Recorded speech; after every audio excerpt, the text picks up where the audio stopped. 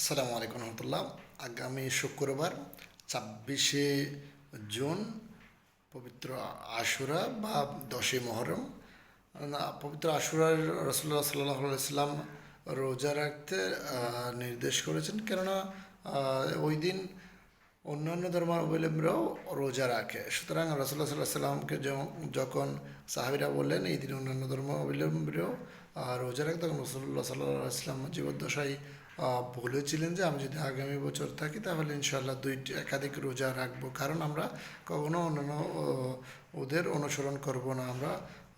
এবং কেন ইহুদিরা এই দিন রোজা রাখে এটা বলার এইটাই কারণ যে হযরত মূসা আলাইহিস সালামকে আল্লাহ রাব্বুল আলামিন ওই দিন ফেরাউনের হাত থেকে মুক্ত করে দিয়েছিলেন, বনি ইসরায়েলকে মুক্ত করে দিলেন। সুতরাং রাসূলুল্লাহ সাল্লাল্লাহু আলাইহি ওয়াসাল্লাম বলেছেন মূসা আলাইহিস সালামের আমরাই সবচাইতে নিকটবর্তী এবং ওনাকে অনুসরণ করেন আমরা অধিক বেশি অগ্রাধিকার রাখি। এই জন্যই পরবর্তী বছর হতে দুটি রোজা রাখার উনি ইচ্ছা পোষণ করেছেন। আমরা চাইলে 9-10 অর্থাৎ আজ রাতে সাহারি গিয়ে বৃহস্পতিবার শুক্রবার দুটি, অথবা শুক্রবার শনিবার দুটি রাখতে পারেন, অথবা তিনটিও রাখতে পারেন, বৃহস্পতিবার শুক্রবার শনিবার। সুতরাং সকলে আসর রোজা রাখার চেষ্টা করবেন। আর আসর রোজার ফজিলত হচ্ছে গত এক বছরের গুনাহ ক্ষমা